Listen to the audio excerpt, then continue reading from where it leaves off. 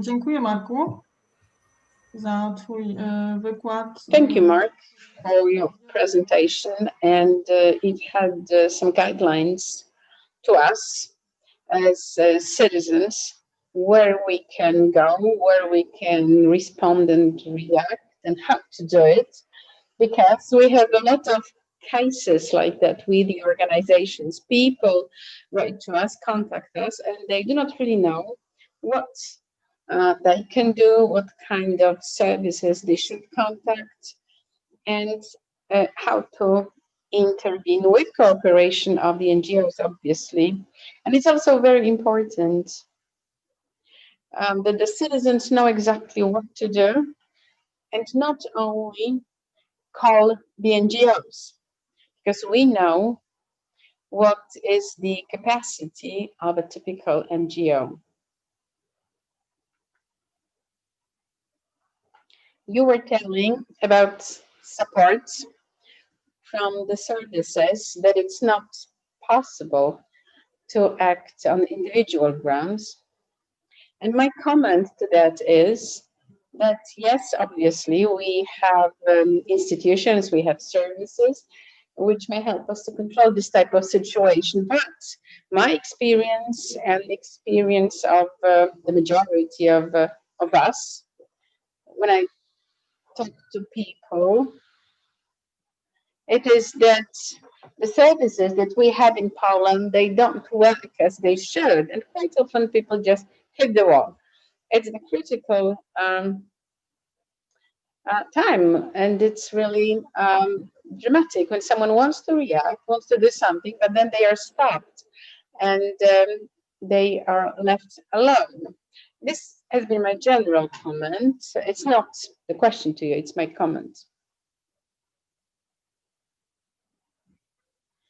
But my question is, well, because you have said about police involvement, possible police involvement.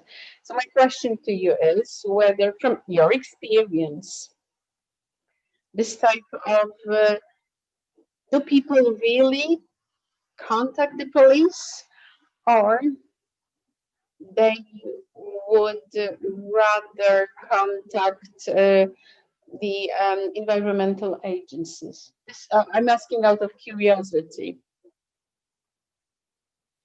Well, I know cases of inability of environmental agencies, which is why I'm telling that the police should be the right instance, should be the right institution, which, to begin with, is reliable, and it must not refuse intervention.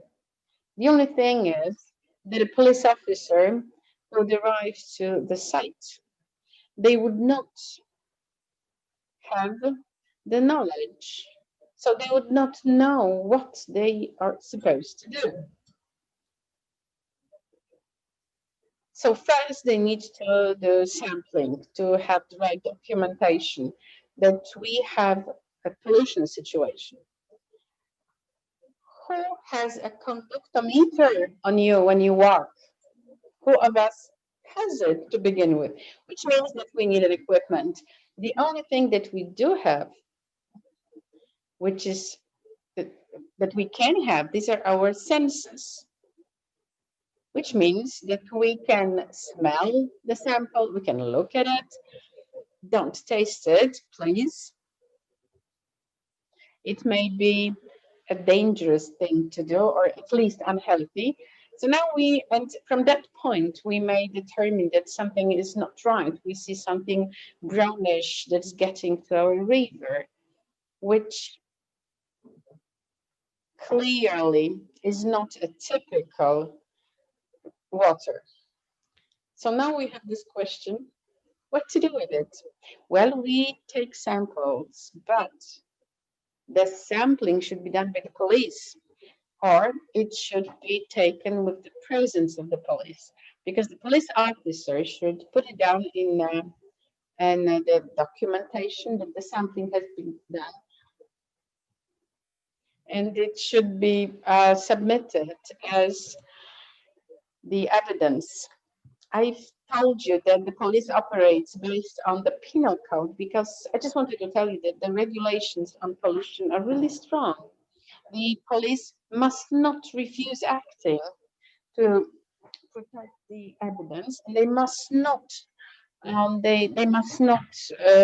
refuse noting it down. That's what they are for. If they don't do that, then they break the law. So they act against the law which regulates the police. So police will never do that. If we made them aware that if they don't want to help us, they may damage the evidence. Well, I know that it's maybe not nice, but we put the police officer close to the wall, and the police officer, they would not have the knowledge on how to do exactly with the pollution. The bottle after clean water, which would be rinsed by the sample twice or even 3 times, just to avoid accusation that the sample had been contaminated. So such a bottle given to the police officer is an evidence in the case. And then the police officer should give the sample to the laboratory. And then the next step is to identify those rates of pollution. Now, to do that, you definitely need expert help. You need an expert to tell you what indicators to identify and the values. The analysis can cost you anything from 2,000 zlotys to much less. But what you can do is identify the indicators that are related to the source of the pollution. I'll give you an example. Take a discharge from a slaughterhouse. If that's the case, you are going to look for chemical demand for oxygen, biochemical demand for oxygen, oxygen concentration in water, suspended matter. And then we also want to extract specific substances for oil, for example. So obviously this will depend on what sort of situation you're dealing with or who the possible polluter is. So that's one way to do it. The other way is to call the nearest environmental agency. Could be the regional agency or another level.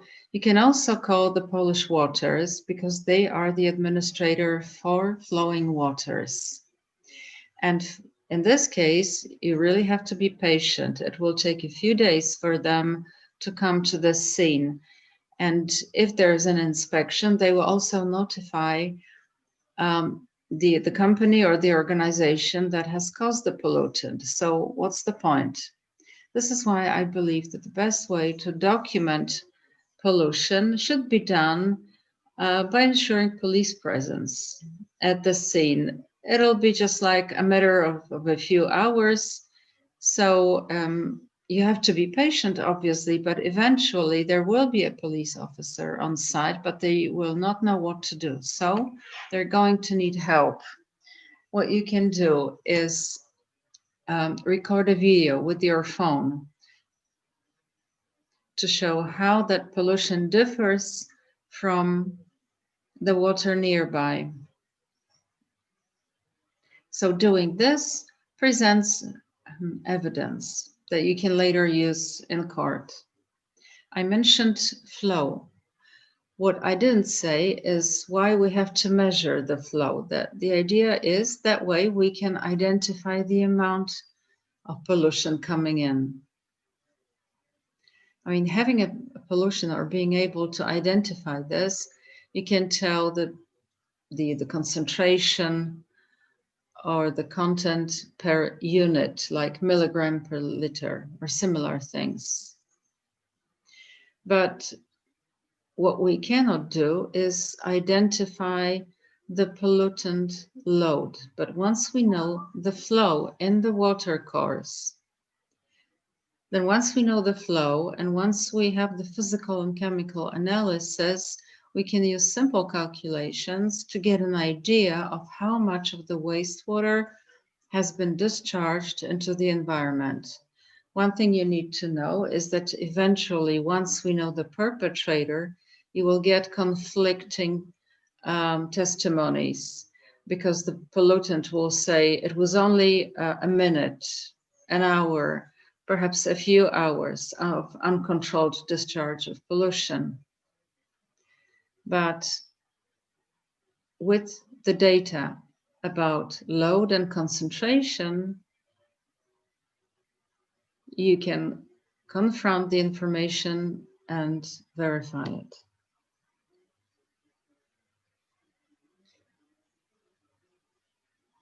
This is of key importance. If there is a criminal procedure later on, perhaps this will be picked up by a prosecutor because they are in charge of the police. And if charges are presented, then obviously it will end up in court. So having a police officer on site is really important. The case of Odolanov, there was no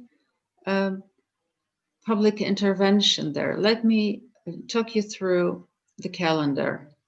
On the 15th of July, an angler has identified polluted water with the pollution coming from a local slaughterhouse. The regional environmental agency was notified on July the 1st, but they get to the site on the 8th of July. I'm sorry, I think I got it wrong. That was a month later. Okay, so the pollution was identified on June 15th. The agency finds out July the 1st, and they get to the site July the 8th. Right, so for the agency to get to the site of pollution, it took basically 3 weeks. And then a week later, an NGO shows up, they take some samples, and then after a month, ever since the pollution was identified by the angler, that pollution is still continuing, but no one really knows how much of that pollution has been accumulated because no one ever measured the flow. So if you can ensure that you have an expert on your side, which would be someone working for the environmental agency or someone working for an NGO, you really have to have these people there on site because they'll be able to tell you what to do to collect evidence, to safeguard it, and to be able to estimate or assess the consequences of the pollution. If we want to be effective, I think the key service for this is the police. Now back to Odolanov. If a police officer had showed up after the report by the angler, then all of these activities would have been conducted much earlier on. But first of all, by having police there, they would also talk to a potential pollutant. So rather than a month worth of pollution, the police would probably knock on the door of the pollutant and they would turn off the tap, meaning much less pollution because it was stopped, rather than it to be continued for a month.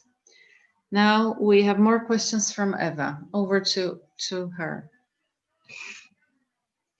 It's really interesting.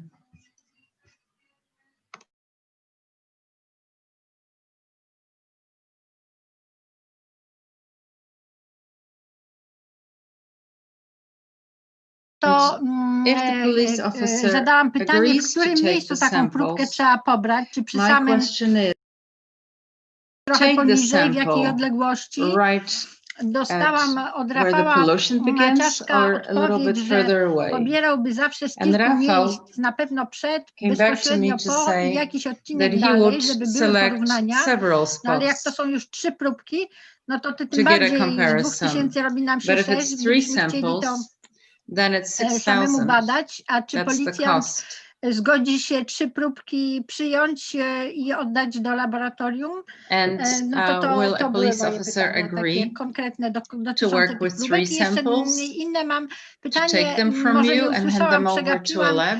jak I'm not zmierzyć sure. przepływ, bo And I tłumaczy, have że to another jest takie question, ważne, something ale I nie wiem, probably jak to have zrobić. missed. How do we measure the flow? You say it's so important, but I don't know how to do it. Okay. If we were to take a screening sample and test everything we can, then obviously the costs would be in excess of 1,000 zlotys. 2,000 zlotys for a comprehensive sample like this is probably what you would have to pay. If you think you know the type of pollution, I suppose you can narrow down the analysis, which will bring your costs down. Will the police officer hand over the sample? They can't do it on their own because, number one, they will be confused. They will not know what to do. And the first thing they'll do, they will call a prosecutor. So they will not take any initiative. But the main thing is to have those samples, for them to be there, because this is your evidence.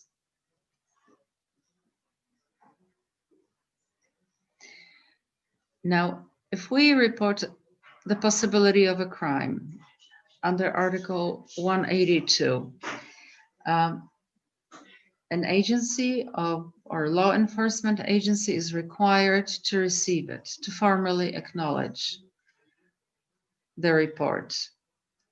If we can quote a specific article of the law, it's up to the prosecutor to verify whether their report is justified. But to do that and to exclude the harmful effects on humans, well, that's something they cannot do by visual inspection.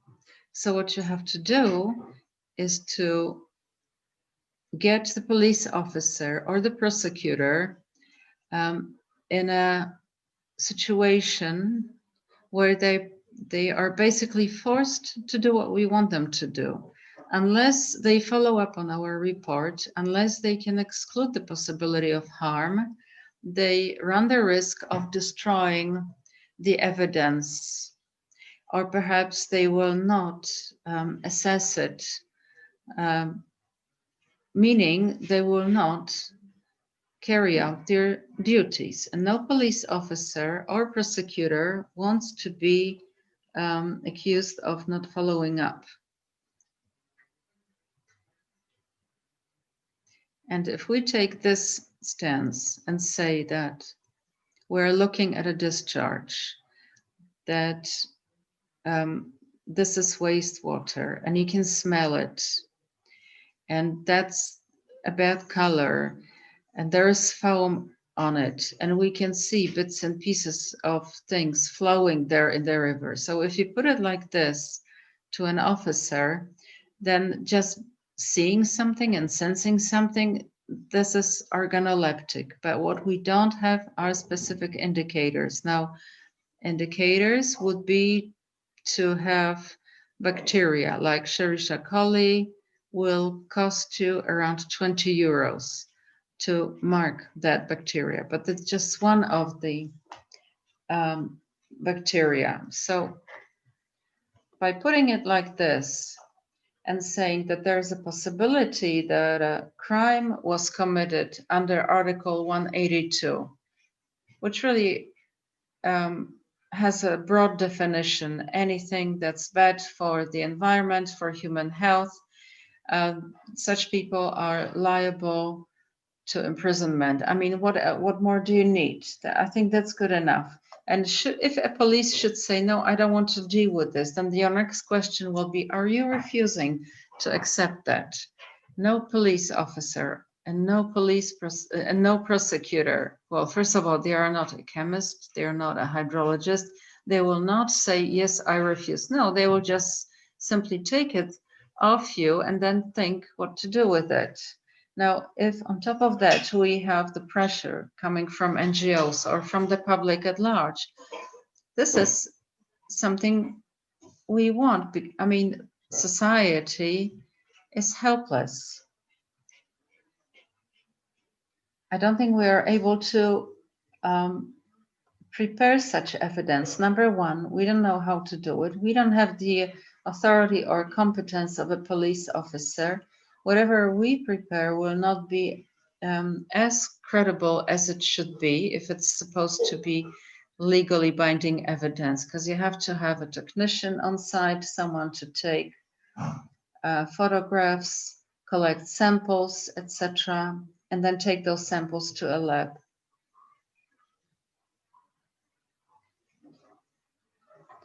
So what we should do is have a police officer take care of that. And our role is to put pressure on police. So this is what we can do. But we have to be careful and we have to know what we're doing, because we simply couldn't afford to pay for this sort of analysis. But there's nothing stopping us from taking a sample, taking it to a lab, and then we can take this to a police station or to a prosecutor's office. A czy mógłbyś powiedzieć, ile tych próbek powinno być i gdzie powinny how many być wzięte samples najlepiej? do we have to have? And where should we pick them? Well, number one, at the discharge point. That's the first point. This is the value. I mean, if there's something stinking coming out of a pipe, that's the first point. And then something away from that pipe to demonstrate that water elsewhere offers much better qualities. And the third point would be where the water is already mixed. That's water mixed with the sewage. Now, understanding or identifying the flow is key for this. So these 3 points would be optimal. Based on these 3 points, we can prepare evidence. You might say, yes, or someone could say, yes, it's my discharge, but in fact, it's so minimal that it's even less than what you get here or there. So if you can take a sample at some distance away from the discharge point, you can better argue your case. And then the final point would be where pollution and water mix. So you have clean water, you have the discharge, and then the mix of the two. So that gives you a whole set of materials for evidence that you need. A jak zmierzyć przepływ? So that should be strong enough as evidence. And how do we measure flow? You have to pick 2 points at some distance, and we have to know the distance at, well, 10 or 20 meters. At the highest point, you drop a float to stay afloat. and then it gets to the endpoint, which is like 10 or 20 meters away. Let me go back to the slide. So this is the starting point. You drop the float and you measure the time it needs to get to the endpoint of your cross section. Could be 10 or 20 meters. And you use a stopper to measure that, just like that. And that will give you the velocity. And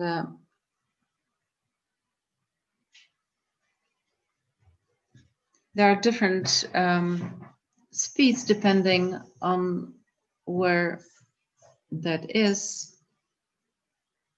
But so what we know here is velocity, that's V here, and we need the area of the cross-section of the riverbed. So what you do is you take a meter, you measure the depth, and then you divide the cross-section into smaller fields.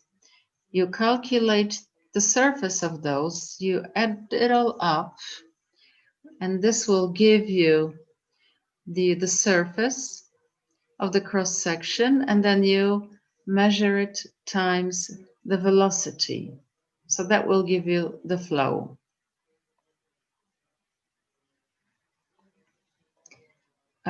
Cubic meter per minute.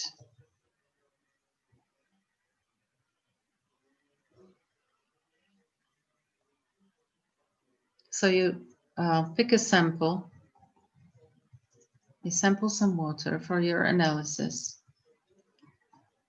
and you know that a certain component has a concentration of 500 milligrams per liter. So within a minute,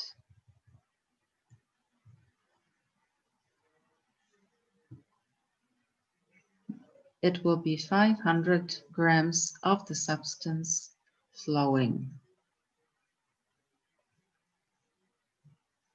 If it's 1 cubic meter within a minute, so that's 1,000 liters, and in a cubic meter, it's 1,000 liters with the substance concentration at 500 milligrams per liter. That's easy to estimate how much of that substance flows within a unit of time.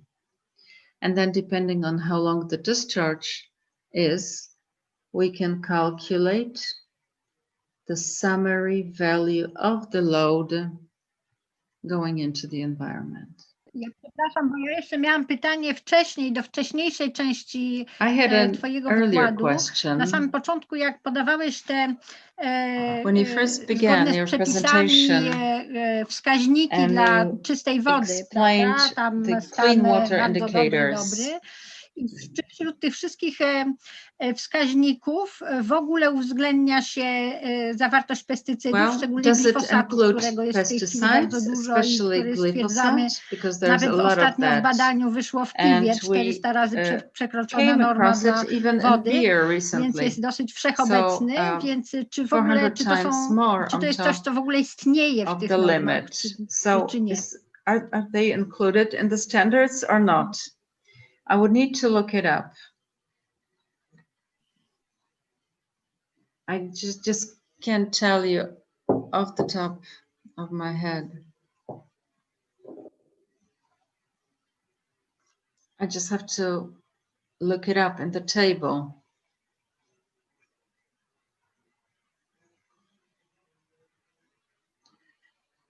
I showed you two types of the ordinances. The chemical class of water, so very good quality, satisfactory, unsatisfactory, and bad. The first three classes, that means good chemical condition. So that's acceptable. But the last two classes means very poor quality. And that's true both for surface and underground waters. However, when it comes to surface waters, we have values for class 1 and 2. And class 3, 4, and 5 are usually combined. And we say that it's below class 2. And so I'm quoting this ordinance, and it's out of date already, in fact. It's a 2004 regulation or ordinance, and it gave values for each class. But this is an approach to clean waters. But if there's a discharge, it all depends on what's in that discharge. I mean, all sorts of discharges can happen. But discharges don't have to be polluted. We talk about discharging pollution when boundary values are exceeded, and those are set out in the regulation of the minister, which sets out the concentration limits for discharges into water or soil. This is a regulation dated July 2019. So if those values are exceeded, this means that's a case to be handled by a prosecutor. But first we have to have an analysis. And that means investing some money.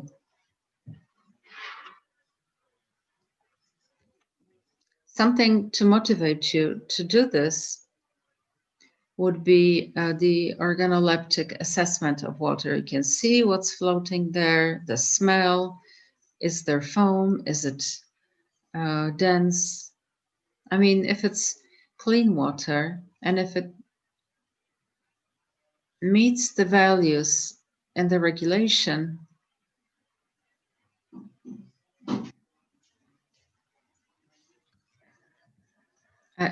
you can tell the difference a lot of times.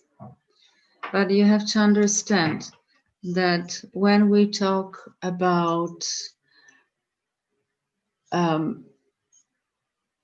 the concentration of a substance like mercury that you cannot sense organoleptically, then you're helpless and you have to wait for something to happen, and that there's a harmful thing happening in the ecosystem. Evelina, can we have your question again, please? Unless it's already been answered.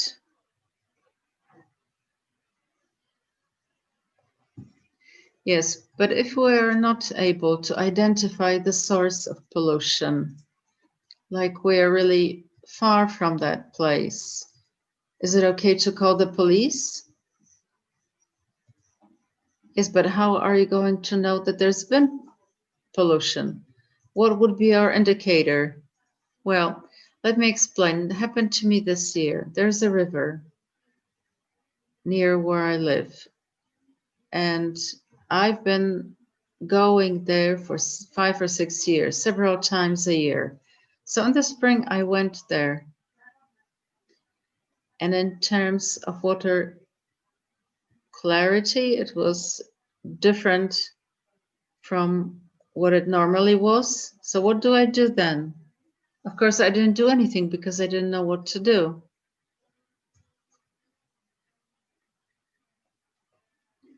I mean, our experience with the services is not very good. And it never even occurred to me that I could call the police. So thank you for your presentation. But if we don't know the source, can we call someone? If you can see the water becoming murky. It will cost you around 35 zlotys. But one thing you need to remember is that turbidity is something that can happen as a result of surface runoffs and rainfall. So that's natural. So turbidity as such, well, that was in a wooded area.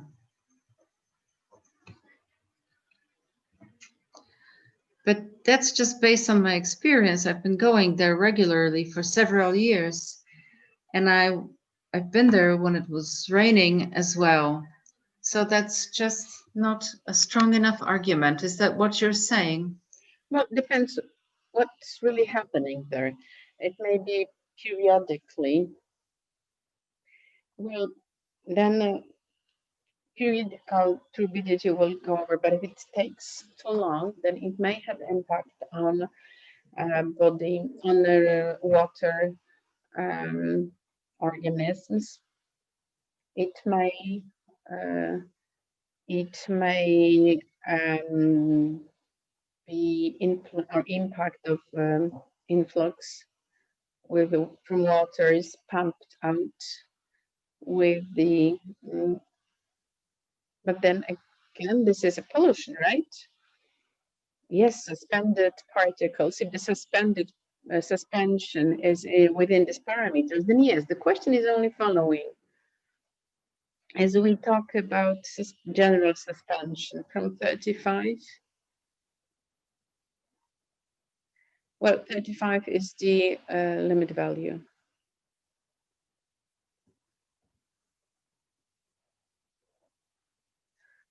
But if this level is exceeded, but there is no apparent environmental impact, like deaths of animals or plants, then the right body to clarify it is the environmental inspectorate. Well, the police, well, they say there is no body, there is no murder. We need to come up with an evidence. We need to come up with a negative impact. When we have a clear discharge of untreated waste, when we have a clear indication that, well, they smell or then obviously we may demand it from the police because the environmental impact might be really significant and dramatic. So each time we should notify the inspectorate about it, especially when you may suggest a potential perpetrator. We, the citizens, we should not replace the state services. A citizen has no access to laboratory, has no access to sufficient money to have broad scope of measures. In Baryta Valley, we've been doing it, and the regional inspectorate was involved. It was this famous pollution June, July, but the regional inspectorate did not do everything they could have done. And they did not define the flow. They did not define points above and below the pollution spot. So the documentation was not really sufficient.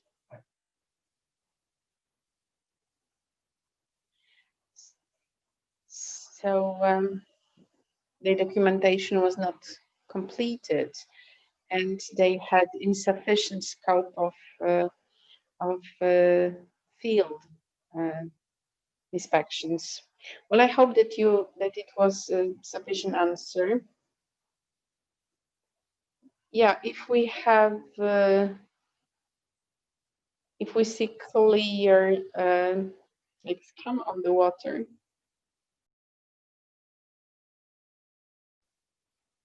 So very often discharged water from the treatment plant has some foam on it. So, well, still, if there is a lot of foam, we could have an analysis, but water may be found even without negative impact. So just the foam in itself, if it's very little, then I would not call the police, but I would notify the environmental protection inspections that we need to be balanced. Let us call the police to apparent cases of pollution when you can clearly identify the perpetrator, and also in cases where it's only justified to stop the pollution from continuation. The police officer comes to the production plant, they would be treated differently than if we did it, if any of us would do that. So we are aware of that. I want to get back to two questions. There was this question on getting a checklist from you, Marek. Checklist, like step by step, what to do to have a correct intervention. And the second question was about the volume of a sample. The first question now. Yes. However, I just want to warn you that we don't have any set of rules. What I'm telling you now, this is the result of my own adventures, of my own experience with such interventions. And the Odolanowo case gave me a lot of experience. So I can only come up with well, I've shown you that through the presentation, it was this slide just by describing how we should document. And I see now that we should be having their information on where to take the samples. So yes, but it's just the common sense that I used. But in the categories of possible proceedings, because the possible perpetrator may be trying to defend themselves, and we need to be aware that the police is always surprised by what we are telling them. They would not know what to do. I can bet with you. I can bet a lot on that the police will be really surprised, and the police officers would ask us, "Okay, but what am I supposed to do?" Then we have to tell him and suggest. So yeah, actually, such guidelines which we should be maybe on a website, I believe that from the systematic approach, it might be valuable. Yeah, I can declare now that I will try to develop kind of a guidelines. Yeah, maybe with some short videos. Yeah, I will try to do. We may have it, and we may also send it to the police, because this may be a valuable source of information, right?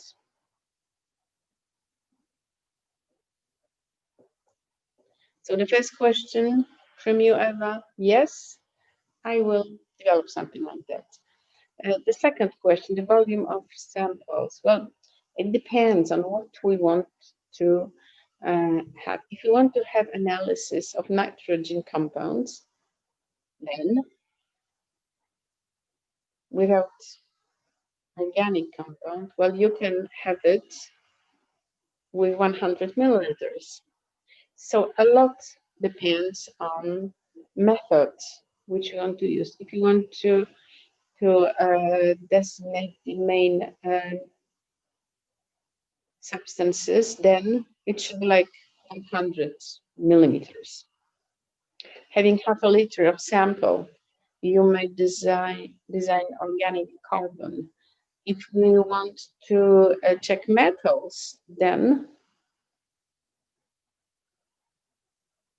with ICP method, we may have 10 plus metals of 50 cubic centimeters, which is, well, 50 millimeters. That's not much. So the volumes would not be much. But as usually, we have a but. For metals, the water should be filtered. So we don't have all these chemicals which are required to perform good sampling. But everything has to be done in laboratory. So we need to have technical support. We need to know where to get help from. To filter the sample, you should filter them in laboratory. I was showing you a scheme for underground water with a pump and so on. With surface water, it's really simpler. And such a sample may be filtered even out there in the field, but also it may be filtered in a lab. If there is nothing to filter with in the field, well, then nothing can be done about it. It's obvious. So a sample should be cooled, but do we have a refrigerator in our car or if we're on a bicycle? Well, such a sample, once we've taken it, we would put it in a bag and keep it in shadow, not in the sunshine. So we should remember that the sample should be kept in a cool place so that it will not be heated. And in the lab, it will be then filtered. And after that, in lab, they will know what to do with it.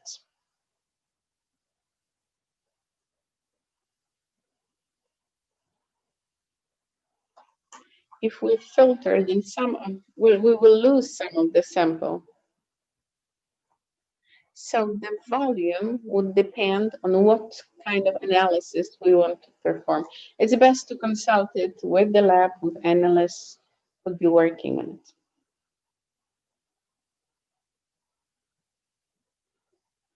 I think we have had all the questions asked now. If I have forgotten about anything, just tell me. Just briefly, on the suspension. Yes, it's an important indicator, but it's not necessarily that something was discharged. There could have been some works on river. It was Flinta River, which is not a big river. So even with heavy rain, we may end up with suspension flowing in the river. And also we may be having dirt from agriculture. There may be a lot of reasons, not necessarily coming from additional water to the river, which may result in suspensions flowing for several hours.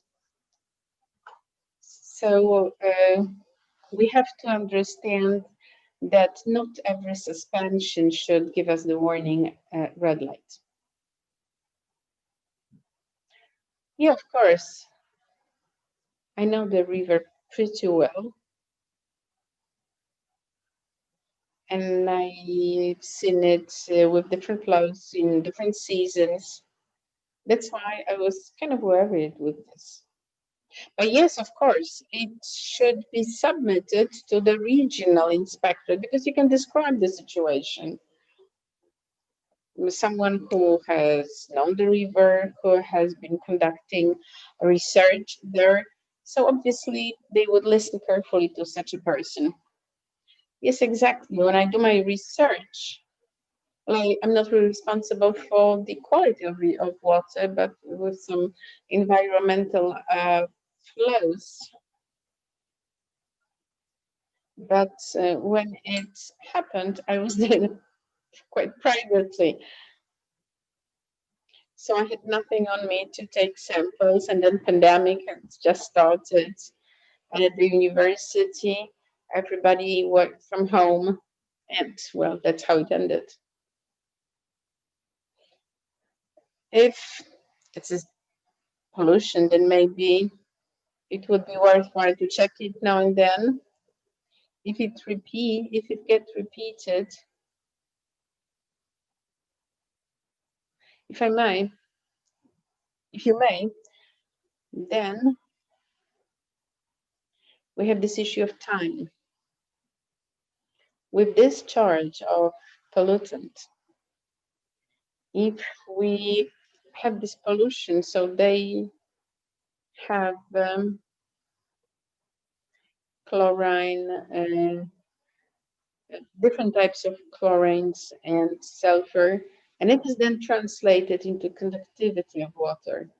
So if we want to define or to monitor how long the discharge was going on, then the measurement of conductivity, well, I'm kind of lost in what I have on the screen, but conductivity measurement, well, you have to use conductometer. This one. I don't know whether you see what I have on my screen. You do. Right, so conductometer, it's one of these three, the rest one, I suppose. And the measurement is about putting the electrode in water and the temperature electrode. They are connected to this device and you read it out immediately. Having it, this measurement is for free. And all the loads of mineralized water would grow the mineralization of the receiving reservoir, and it will be visible in the value of the reading. If we then measure conductivity above and below the discharge point and the conductivity of the discharge water, then we may understand much more and we may draw conclusions whether we have a major pollution. So it's really about understanding what's happening. We may receive this information, not really doing a lot of complicated chemical analysis, because the result is here immediately. We have to read it out. The conductivity of tap water is half of the Siemens.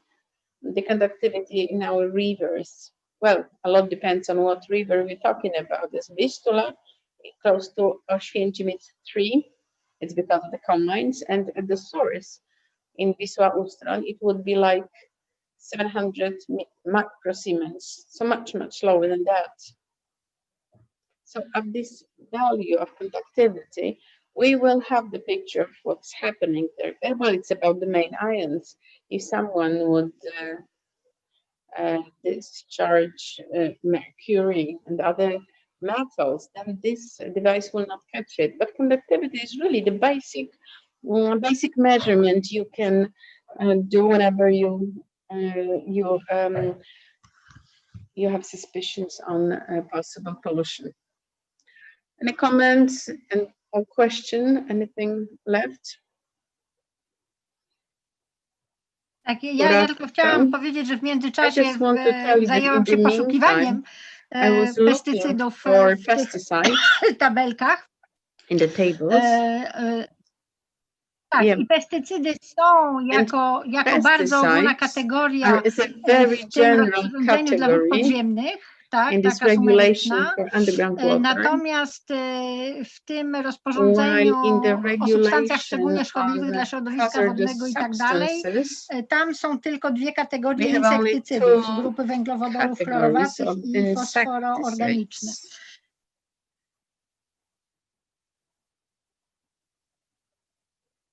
Well, you are on the wrong channel. Please speak English. No nie będę mówić po angielsku, bo nawet nie jestem w stanie wymyśleć nazw dla tych wszystkich. I'm not capable to speak English. I'm sorry. You can't switch the channel, right? Mogę na English przełączyć. No, I can go into English. Czy to jest? Is it better now? Because I have signals. No, I have written it in Polish on the chat. Eva, are you with us? Yes, what I wanted to say is that I'm really annoyed with it because glyphosate is now commonly used at our fields as a herbicide. So we will be having a lot of inflows to waters, and the results to water organisms are really dramatic. And even in the tables, the limits, glyphosate is in tables on volumes sold of pesticides, and glyphosate, it's very popular and frequently sold, but it's not listed as such, but it is in the category of others. So now everything is being done to cover up the information on where glyphosate might be sold, what the pollution really is, and the NGOs took it up, and we have it. We know that we have it in different types of food, in one of the beers, and even so it's everywhere now. And because it's very harmful for water organisms, we have a lot of evidence on that. Then we need to take up lobbying in it so that it would be added into tables as a single category. But we don't have it in standards for water. Marek, any comments to it? Well, I was never involved in it, so I didn't notice really.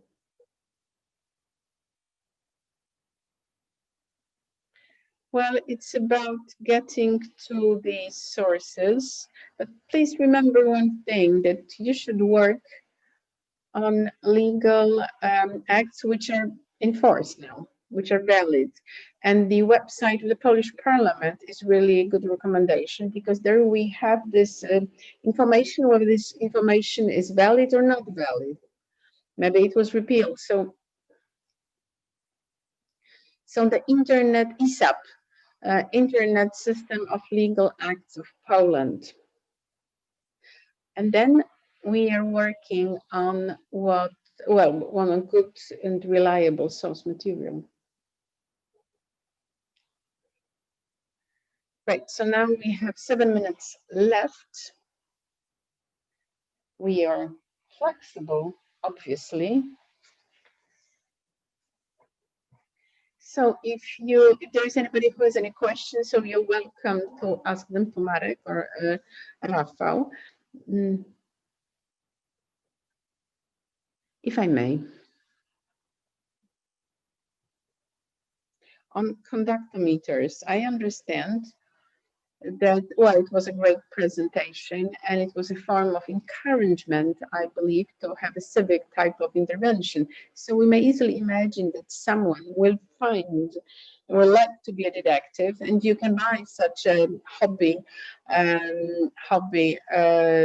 conductivity meter, and then you may locate the sources pretty well. Not all of them, obviously, but we may easily detect such a source of pollution.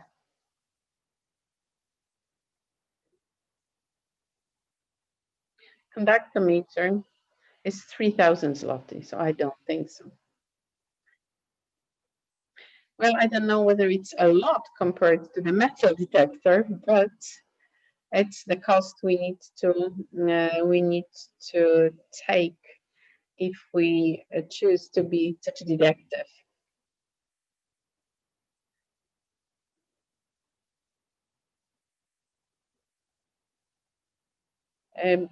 We might maybe buy less precise conductivity meter, which would be less expensive. The one I use It has been in use for over 10 years, and I only change batteries every 2 or 3 months.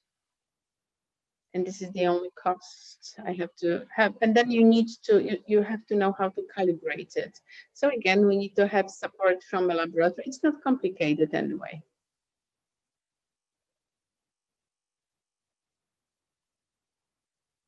Yes, exactly. It is not a cheap thing to have, but you can imagine that some individuals, private people, may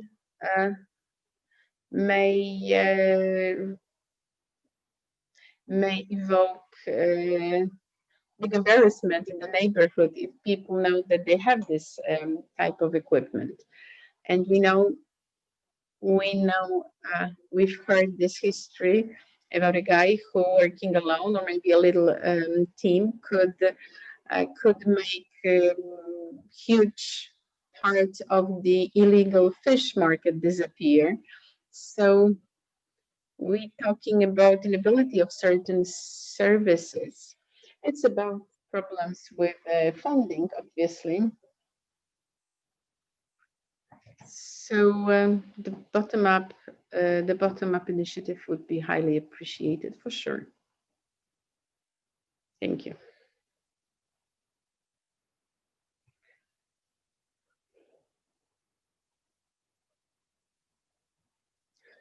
Talking on services and the quality of water. The website of the main inspectorate of environmental protection, there you will find information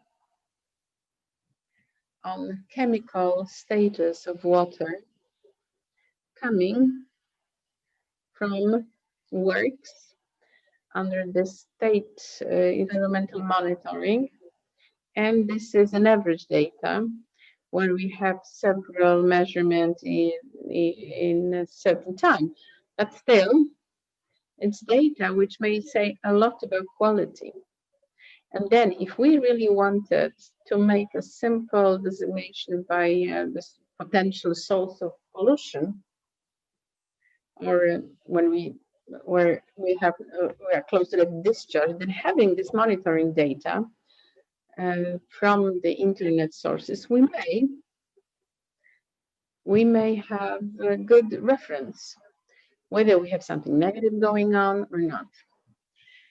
Just look at one thing here, that even if we have the point source of pollution, well, let it be this famous Chaika treatment plant. So the more distant from the discharge point, the pollution would getting decreased. So we need to remember to keep the measurements close to the point of discharge. And one technicality, please remember that the river is a dynamic thing, and taking samples in different places, even at the same site, may give us different results. We may have the zones of water stagnation. We may have the main stream somewhere, so the results may vary. Thank you, Marek, for your comments. So now, using my privilege of host, I will close our discussion, and I hope it was exhaustive. I see that your answers were really helpful to all of us. And please be back at 7 o'clock to these river videos. Please join us with your families, with your children. We'll begin with a fairy tale. And then we'll be having more like documentary. The longest one is 30 minutes long. It will be about restoration of rivers and the trends of liquidating dams on rivers. So please be back at 7 o'clock, the same link. Thank you. Thank you for today. Thank you for your attention.